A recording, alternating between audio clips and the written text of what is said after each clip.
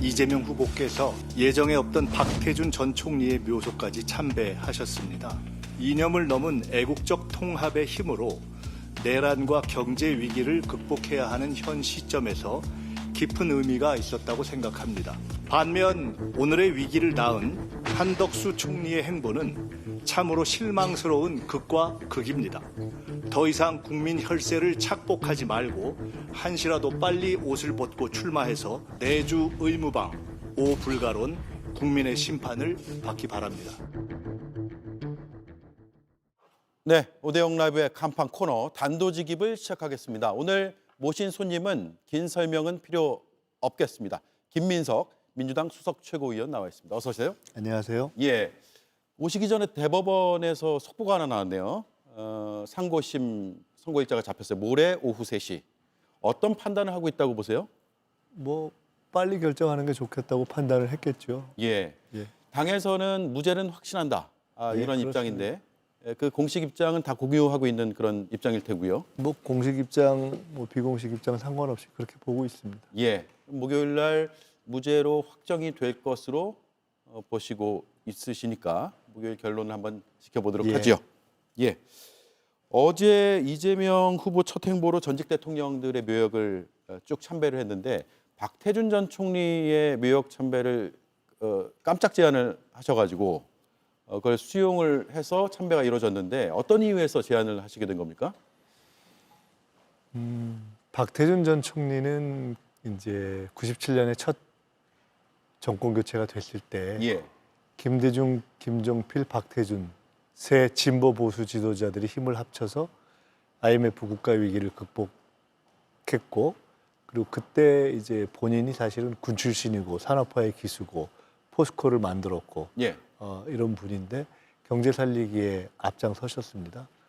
그래서 어떻게 보면 지금 딱 우리 시점에 우리 상황에 맞는 하나의 모델이 되는 분이죠. 합리적 보수, 애국적 보수로서 시대의 변화의 순간에 진보와 손을 잡고 그리고 나라를 살리기 위해서 국가 공동체의 가치를 지키기 위해서 그러면서 경제를 살리기 위해서 손을 잡고 힘을 합쳤던 딱 그러한 분이기 때문에 지금 이 시점에 우리 국가가 필요한 모델이기도 하고 보수 진영에서도 어떤 사표로 삼을 수 있는 그런 모델이라는 생각이 들어서 종합적으로 이승만, 박정희 두 대통령의 전직 대통령의 묘역을 방문하는 것은 어떻게 보면 상당히 전통적으로 많이 있어 왔던 그랬죠. 쟁점에 해당하는 것이어서 그런 것이고 오히려 지금은 그런 어떤 한 걸음 더 나아가서 통합된 힘으로 경제 살리기로 나아가자. 예, 라는 메시지가 담겨 있었던 것 아닌가 싶습니다. 예. 그냥 문득 그런 생각이 들어서 현충원 가기 직전에 대표께 말씀드렸는데 대표님께서 흔쾌히 좋겠다고 말씀을 하시고 실제로 가서 가장 많은 시간을 보냈습니다. 예. 대표 후보죠. 후보 수락연설에서도 그랬고 통합이 굉장히 많이 키워드로 나왔어요. 어제 현충원도 그렇고 통합이 선대위에 제일 앞세우는 키워드라고 보면 되겠습니까? 꼭 그렇지는 않습니다. 예, 제일 중요한 것은 결국은 이제 위기를 극복하고 경제를 살려서 진짜 대한민국을 만드는 그런 이제 어려움을 극복하고 미래지향적으로 가는 것이고요. 통합은 그 과정에 필요한 하나의 토대이고 기반이겠죠. 그러나 통합 그 자체를 가장 중요한 어떤 컨셉이다. 그렇게 꼭 생각은 안 듭니다만은 하여간 매우 중요한 면모인 것은 분명합니다. 예. 위기 극복이 최우선이고 물론 통합도 상당히 중요하다. 네. 이 말씀이네요. 이재명 후보가 선거 점퍼를 입는 모습이 어제 사진이 많이 찍혔습니다. 1번 밑에 빨간색이 있더라고요. 파란 잠바에. 네. 사진 한번 볼까요? 예. 빨간색은 사실 국민의힘을 상징하는 색깔이 돼버려가지고 파란 점퍼에 빨간색이 어떤 의미일까? 역시 통합으로 보면 될까요? 어떻습니까? 내 통합 또는 조화 이런 것들을 두루 반영하는 어떤 상징 아닐까 싶습니다. 예. 그러면 앞으로 선거운동할 때 모두가 저렇게 빨간색이 들어간 점퍼를 입게 되나요? 아니면 이재명 후보만 입게 되나요? 지금 당에서 이제 공식 선대위가 결성돼서 이제 점포나 뭐 여러 가지를 만들어야 되기 때문에 제가 정확히는 모르겠지만은 예. 아마 지금 저렇게 썼으면은 상당히 활용되지 않을까 싶습니다. 예. 내일 선대위가 공식 출범을 할 예정이잖아요. 인선은 이제 다 마무리가 된 겁니까? 아니면 계속 새롭게 영입하는 인재들이 이어진 겁니까? 이제 기차가 달려가기 시작했기 때문에 예. 많은 분들이 계속 탑승하실 것이다 이렇게 생각합니다. 예. 선대위 체제로 바뀌면 당 최고위원 회의는 어떻게 되는 겁니까? 당헌 당규상 선거 기간에는 후보가 정권을 갖고 선대위를 구성하게 되어 있고요. 예. 선대위가 선거 기간 동안에 사실상 최고 의결 기구의 역할도 하게 됩니다. 예. 선대위가 다- 즉 지도부네요. 그럼요. 다만 예를 들어 관련 당헌 당규를 개정하거나 하는 통상적인 당무가 특별하게 있는 경우에는 긴급하게 최고회의를 소집할 수 있다. 그래서 투트랙은 존재하지만 최고회의 지도부가 다 선대위에도 적절하게 포진하기 때문에 네. 선대위 운영 과정에서 다 해결될 것이다 이렇게 봅니다. 예. 윤여준 전 장관의 영입 소식이 어제 굉장히 큰 뉴스였고 내일 선대위 출범 때는 또 다른 어떤 인사가 포함되는 것 아닌가? 깜짝 발표가 있지 않을까라는 궁금증이 많더라고요. 공개해 주실 내용은 없을까요? 깜짝인데 어떻게 공개하겠습니까? 이 자리에서 깜짝으로. 게임은 내일 깜짝이 낫지 않을까요? 아, 예. 그 말씀은 깜짝 인사가 있다는 얘기로 들리는데요. 어떤 분은 그냥 깜짝하실 것이고 어떤 분은 깜짝하실 것이고. 깜짝이요. 예. 예. 그러면 이렇게 한번 질문을 드려볼게요. 국민의힘 인사 중에 일부를 영입한다는 이른바 썰이 있었는데 가능성 있는 얘기인가요? 정확하게는 국민의힘 인사를 영입한다는 것은 맞지 않는 말이겠죠. 왜냐하면 국민의힘에 계시던 분들이 뭐 어떤 위치에 있든지 간에 그분들이 국민의힘의 이제 한계를 느끼고 본인들의 어떤 자발적 결단을 해서 그 당을 떠나시면 그 이후에 저희가 뭐 이제 대화를 할 수도 있는 거지만은 예. 지금 국민의힘에 있는 분을 저희가 뭐 영입하기 위해서 당장 접촉을 하거나 그렇게는 하고 있지 않습니다. 예. 김상욱 의원의 의지가 가장 중요하다. 한준호 최고위원이 오늘 한 말인데 뭐 그것도 그런 원론적 얘기 아닐까 싶습니다. 김상욱 의원님이 아마 당의 어떤 혁신 내지는 어떤 헌법적 가치를 지켜서 적어도 윤석열 내란 문제에 대해서 사과해라. 예. 윤석열 전 대통령을 제명해라 이런 요구를 하고 그런 요구가 받아들여지지 않으면 본인의 거취 문제까지 결단하겠다라는 말씀을 하신 것을 저희도 기사에서 봤습니다. 예. 그렇기 따로 때문에 논의된 건 없고요. 뭐 그것을 가지고 저희가 논의할 바는 아니라고 생각합니다. 예. 국민의힘 소속이었지만 한계를 느끼고 민주당에 합류할 인사 많습니까? 제가 모르죠. 예. 이미 국민의힘 소속이었다가 민주당의 합류를 결심해서 표명되신 그렇게 드러나신 분들이 이제 시작은 됐죠. 예. 뭐 권오을 전 의원 같은 분도 국회 사무총장을 지내신 그런 분도 계시는 것 같습니다. 예. 내일 발표가 일부 될 수도 있겠네요. 예, 뭐 그럴 것 같습니다. 예. 이 자리에서 깜짝 해주시면 좋겠지만 내일 결과 지켜보도록 하죠. 당 정책위에서 조만간 이재명 후보에게 정부 조직 개편안을 포함한 공약안을 보고할 예정이다라고 알려지고 있습니다. 일단 공약은 어떤 공약을 제일 앞세우실 생각이세요? 어제 SK 하이닉스도 방문하셨고 해서 1호 공약이 반도체 공약이 되지 않을까라고 분석들을 많이 하더라고요. 그거는 아직 잘 모르겠습니다. 저희가 이제 공약 또는 정책을 주방에서 메뉴는 많이 만들어 놨는데 예. 이제 그거를 판단을 해서 이 짧은 선거 기간 동안에 어떤 것을 먼저 홀에 이렇게 내서 서브를 할 것인가 하는 문제는 또 별도의 판단인 영역이어서 예. 상당 기간 동안 당의 정책위나 민주연구원이나 또 관련 기구들에서 준비하고 다듬은 공약은 상당 정도인 것으로 알고 있습니다. 그 과정에 저도 회의를 같이 해본 적도 있고요. 예. 근데 아시다시피 이번 이제 선거 기간이 짧고 정책에 대한 관심이 상대적으로 적은 정치적인 이슈들이 워낙 많아서 네. 그런 상황이기 때문에 그런 여러 가지를 감안해서 이제 공약의 제시는 판단이 될 것 같습니다. 예. 지금 정치 환경이 너무 이제 급변하고 있고 국민들이 많이 지쳐 있고 해서 네. 정치적인 어떤 어젠다를 제시하는 것도 물론 당연히 있어야 되겠지만 정책에 대한 갈증도 꽤 있는 것 같더라고요. 국민의힘과 이 정책적으로 차별화할 수 있는 가장 큰 부분을 어느 쪽으로 생각을 하고 계세요? 그것은 뭐 갑자기 나타난다기보다도 저희가 일관되게 지금 이제 워낙 경제적인 거의 펀더멘털 자체가 흔들려 버린 상황이고 예. 또 그러면서 어떤 내수의 소비의 어떤 여력 이런 것들도 어려워져 있는 상황이어서 이 부분을 다시 좀 살려내야 한다는 이야기는 저희가 여러 방식으로 해왔죠. 예. 뭐 추경 문제라든가 또는 소비 지원 문제라든가 이런 것들 여러 가지 해왔기 때문에 그런 부분도 있을 것이고요.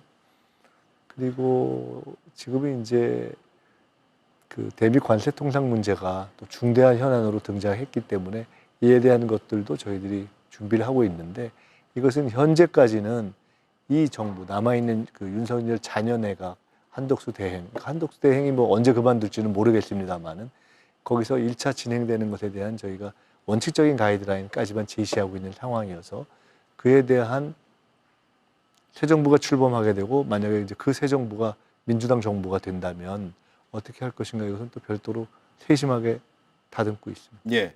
집권 플랜 본부장을 맡으셨고 여러 뭐 정책이라든가 아니면 뭐 정치적인 행보라든가 이런 것들에 대해서 쭉 연구도 하시고 회의도 하시고 제언도 하셨을 텐데 공약적 측면에서 집권 플랜 본부장 출신으로 한번 제안하고 싶은 내용이 있으실까요? 좀 포괄적으로 말씀드린다면 이재명 후보가 대표 시절에 중도 보수라는 말씀도 드렸고 또 제가 대표님하고 그러니까 이제 후보죠. 과 사적으로 말씀을 나누면서 실제로 우리 사회가 많이 변해서 더 중도로 더 보수로 우리가 지평도 많이 넓혀가야 될 것이다. 선거용으로서가 아니라 앞으로도 계속 예. 그런 말씀도 나눈 바가 있습니다. 저는 제가 정책위의장을 하면서 한 2년 전에 이런 얘기를 했습니다. 세상이 변했고 한국 사회도 변했고 국제관계도 변했고 모든 면에서 영점 이동을 해야 한다. 70년대 과거 1970년대 영점으로 세상을 보기는 어렵기 때문에 그런 점에서 다 남북관계도 예. 국제관계도 또 경제정책도 이동시켜야 하는 과제가 있다고 봅니다. 예를 들어 중산층과 서민의 정당이라는 민주당의 가치가 그대로 있지만 선진국의 초입에 달했기 때문에 어떻게 중산층을 더 두텁게 할 것인가 라는 관점을 조금 더 주된 관점으로 보게 될 수도 있는 것이고요. 남북관계만 놓고 볼 때도 핵이 없던 시대의 어떤 평화정책에서 핵이 존재하는 상황에서의 평화정책이라는 건 조금 달라질 수도 있는 것이고 예. 국제관계나 대미관계에 있어서도 우리가 그야말로 상당히 취약한 국가였던 시대에서 지금은 적어도 문화적으로는 상당히 선도국이면서 실제 힘에 있어서도 상당히 중견 강소국이 되어 있는 상황이기 때문에 그에 맞게 우리의 자존감을 높이는 방향으로 정책을 옮겨야 되는 그런 큰 영점 이동이 필요하다고 봅니다. 예. 민주당의 최근의 정책적 기조, 가령 뭐 세금에 대한 정책이라든가 부동산에 대한 정책이라든가 또는 국제관계에 대한 정책이라든가 이런 것들은 다 크게 보면 그러한 이 영점 이동이 진행되고 있는 것이다. 이렇게 말씀드릴 수 있습니다. 네. 국민의힘 얘기 좀 해볼게요. 오늘 후보 2명으로 압축이 됐잖아요. 김문수, 한동훈 후보. 어떤 평가를 하십니까? 뭐 특별히 평가락을 보다는 아직 선거가 끝나지 않았기 때문에 내부 경선이 뭐 다들 수고하셨고 계속 수고도 하고 계시고 근데 거기다가 이제 한덕수 대행까지 나오면 수고를 또 보통 정당에서 안 하는 수고를 또 더 애써서 하실 것이고 예. 수고를 계속 하실 것 같다 이런 생각이 듭니다. 예. 지금 압축된 두 후보가 최종 후보가 될 거라고 보세요? 아니면 제3의 인물과 이재명 후보가 대결해야 된다는 생각을 하고 계세요? 제가 아주 솔직히 말씀을 드리자면은 저 두 분 중에서 될 가능성이 있지 않을까. 아, 그래요. 예, 그러니까 그 말씀은 결국 한덕수 대행이 이제 국민의힘 계열의 소위 이제 단일화를 통한 최종 후보가 될 것인가 하는 그런 질문이실 텐데 저는 사실은 한덕수 대행은 그냥 불쏘시개로 끝나지 않을까 이렇게 보고 있습니다. 예. 시대 정신에도 맞지 않다고 보고 계시고요. 뭐 시대 정신은 굳이 논할 가치가 없는 상황이기 때문에 네. 최근 여론조사 하나 보겠습니다. 3자 가상 대결을 보면 이재명 후보가 어떤 후보와 붙어도 50%에 가까운 수치가 나오고 있어요. 그리고 김문수, 이준석 혹은 한동훈, 이준석 후보와 이렇게 놓고 보더라도 격차가 그냥 나는 게 아니라 상당히 큰 격차로 나고 있습니다. 이제 50%대를 훌쩍 넘는 쪽으로 지지율이 더 올라가는 추세라고 판단하고 계세요? 아니면 지금 이제 얻을 수 있는 지지율은 거의 다 얻은 것으로 보고 계세요? 뭐 거의 다 나왔는데 예. 추세로 본다면은 결국 최종 결과에 있어서는 미세하게 저거보다 조금 더 올라가는 추세로 가지 않을까 이렇게 보고 있습니다. 여론의 흐름이요. 예. 그러면 대선 득표율은 50%가 넘을 것으로 보시는 거예요? 뭐 실질적으로는 양자 대결인 선거가 될 예. 것이기 때문에 뭐 다른 후보들이 있긴 하지만은 뭐 이준석 후보도 있고 또 있긴 하지만은 실질적으로는 양자 대결인 선거에서 저는 거의 그렇게 될 것이라고 봅니다. 예. 한덕수 권한대행 얘기 나왔으니까 5불가론을 제시하셨습니다. 5가지요. 하나씩 제가 질문을 하나 드리고 싶은데 일단 한덕수 대행은 잘 아시잖아요. 김대중 정부 때도 보셨을 거고요. 네, 그때 김대중 정부 때 이제 통상 관료일 때도 알았고 해외 출장을 갔다가 우연히 현지에서 만난 적도 있고 예. 또 뭐 학교 외국에서 뭐 그 하버드 케네디 스쿨 동문이기도 하고 예. 총리가 이번에 되신 후에도 1대1로 몇 차례 만난 적도 있고 그렇습니다. 아, 윤석열 정부 들어서요. 네, 예. 최근에 만나신 건 아니고요. 몇 달 전인지는 잘 모르겠는데 뭐 그렇습니다. 예. 수석 최고위원이 되고 만나셨어요?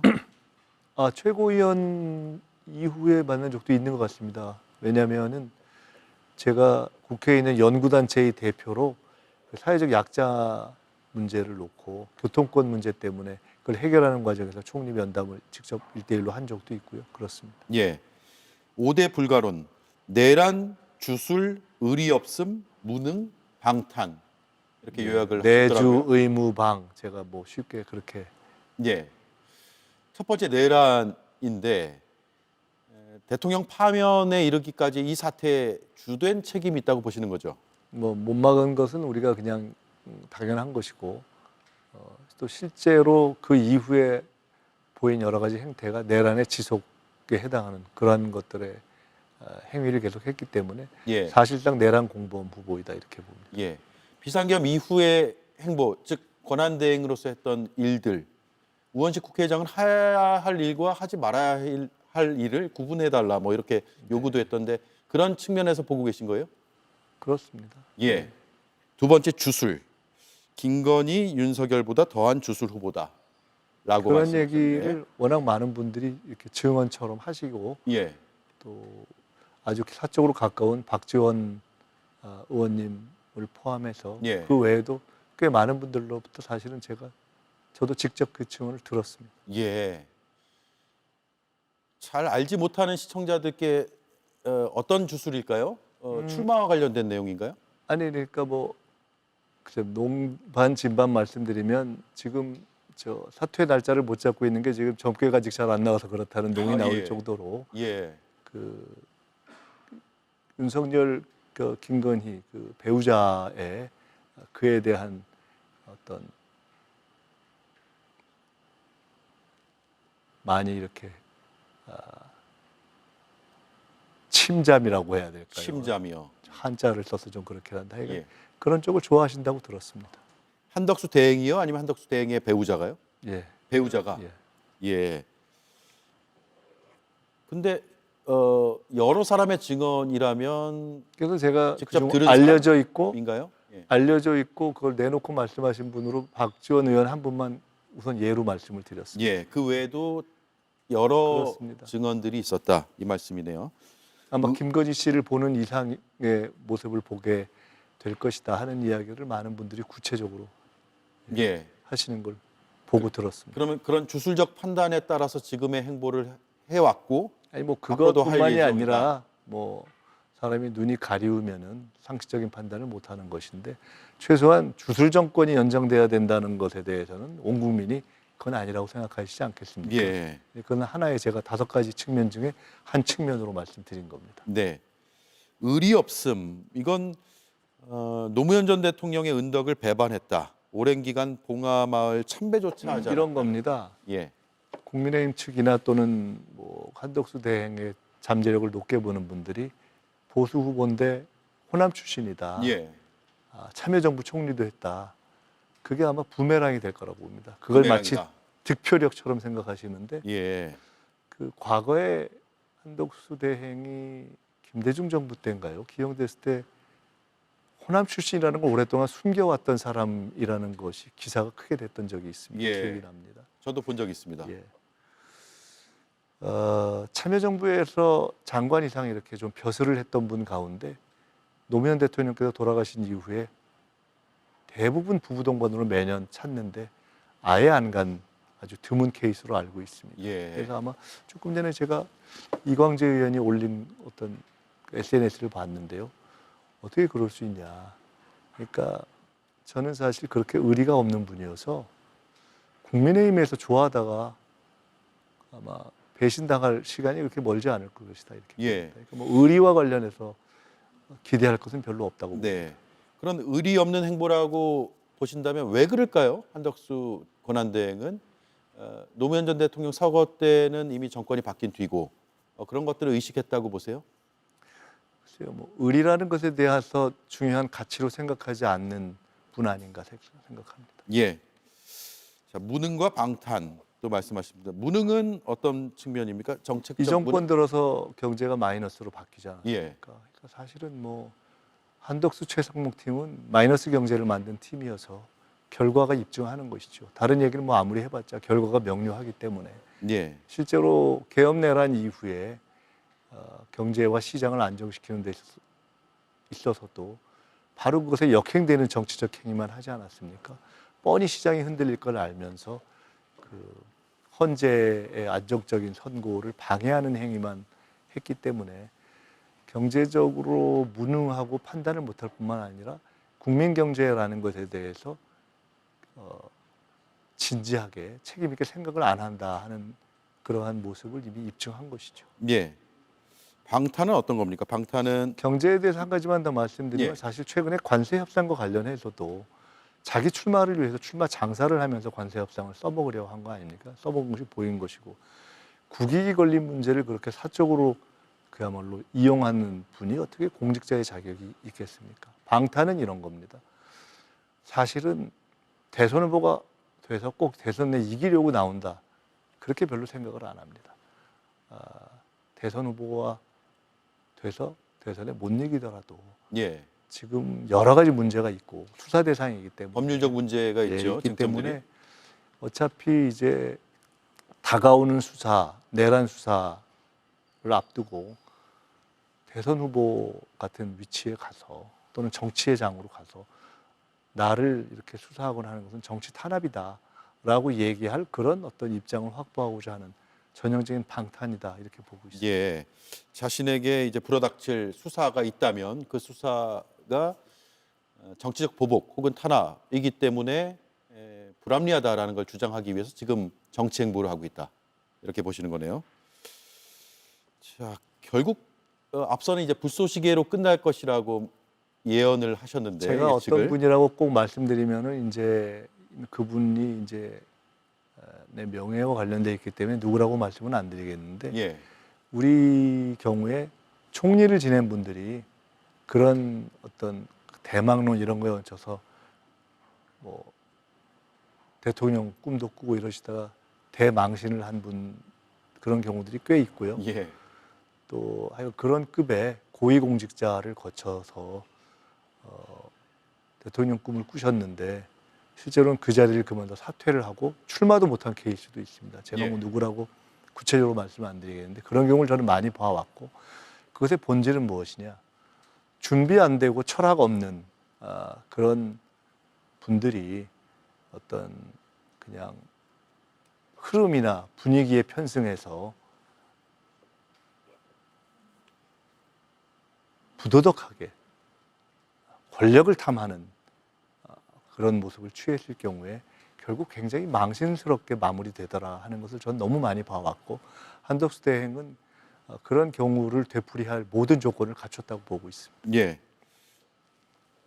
민주당이 내란 특검, 김건희 특검 다시 추진하고 있는데 대선 이후로 미뤘잖아요. 혹여라도 다시 거부권을 행사할까 봐. 네. 그런데 이게 통과가 되면 수사가 진행이 될 것이고, 국민의힘이나 혹은 수사 대상에 있는 분들은 정치 보복이다라고 주장할 가능성도 꽤 있거든요. 차기 정부가 이제 민주당이 집권한다는 전제 하에서 이게 정치 보복이라는 프레임과 또 내란 종식이라는 프레임을 좀 별개로 봐야 되는지, 아니면 그걸 좀 뒤섞어서 주장하는 쪽들이 많더라고요. 어떤 마을에 어려움이 많이 있는 시기가 지나고 나서 마을의 평화와 안정, 통합, 또 새로운 어떤 발전을 위해 노력을 하더라도 그 마을을 어렵게 만들었던 가정 파괴범이 있다면은 그 가정 파괴범까지 끌어안고 가자라고 생각하는 대한민국 국민이 누가 계시겠습니까? 예. 그 가정 파괴범 내지는 그의 공범에 해당하는 분들을 이렇게 법에 따라서 가급적 신속하게 제도의 틀 안에서 처리해 가는 것은 별개의 문제라고 생각합니다. 그건 정치 보복의 차원이 아니다. 범죄자들이 보통 그런 얘기를 하죠. 예. 이재명 후보가 정치 보복은 없다. 한참 이미 전에 이제 선언을 했는데 어떤 의미이고 지금도 유효한 건지도 질문을 드리겠습니다. 네, 유효합니다. 실제로 첫째는 저희가 그런 얘기를 많이 사적 대화로도 나누는데요. 경제가 너무 어렵습니다. 예. 완전히 망가져 버렸습니다. 여기에 전력 투구 하기도 힘이 모자라다는 생각을 하고 있습니다. 그게 첫째이고요. 두 번째로는 저희가 그렇게 많이 당해봤는데 이재명 후보도 윤석열 씨가 했던 것 같은 그런 짓을 뭐하러 하겠습니까? 그럴 생각도 없고. 예. 그러니까 악의를 가지고 없는 죄를 만들어서 그것을 계속 이렇게 못 살게 하는 그런 짓을 할 생각도 없습니다. 이른바 검찰권을 동원해서 네, 그런 생각도 없고. 탈 터는 수사를 하지 않겠다. 그렇습니다. 예. 뚜렷한 범죄 행위가 있거나 혐의점이 있으면 그건 뭐 법에 따라서 처리하는 것은 또 별개의 문제다. 그렇습니다. 예. 근데 이제 본인들이 한 것이 두려워서 그런지 그런 대목을 특히나 더 겁들을 내는 것 같습니다. 국민의힘이나 예. 또는 그런 검찰 정권이 나라를 망가뜨리는데 핵심 역할을 했던 분들이, 근데 본인들이 잘못한 것이 법적으로 문제가 있으면 그거는 법대로 처리될 것이고, 그다음에 뭐 그렇지 않고 정치적으로 비난받을 일이면 그건 국민들께서 정치적으로 나중에 심판하실 것이다 이렇게 생각합니다. 예. 정치인 김민석의 일단 선거 때 역할은 어떤 걸 하실 생각이세요? 이번 선거에서는 저희 당의 원칙은 첫째는 모든 사람이, 지도부부터 뭐 국회의원 모든 사람이 지역에 올인한다입니다. 자신의 지역 현장에 자기 지역 또는 이제 맡은 지역, 이러저러하게 분담된 지역에 올인해서 현장에서 득표라기보다는 경청을 하려고 합니다. 국민들의 이제 아픔 또는 지금 바람 이런 말씀들을 충분히 들으려고 하고요. 그것이 첫째가 될 것입니다. 예. 저도 뭐 당연히 그 중에 하나이기 때문에 저희 지역 또는 저는 뭐 어느 지역이 예를 들어 뭐 서울이 되든 어디가 되든 그렇게 되면 거기서 최선을 다하고, 중앙당에서 뭐 필요한 회의가 있거나 뭐 이런 경우에 뭐 참여하는 이렇게 될 것 같습니다. 예. 선거 이후의 역할은요? 그럼 뭐 그때 가서 봐야죠. 예. 알겠습니다. 시간이 훌쩍 가버렸네요. 또 모시겠습니다. 네, 예. 바쁘신데 나와주셔서 고맙습니다. 네, 감사합니다. 예. 지금까지 김민석 더불어민주당 수석 최고위원이었습니다.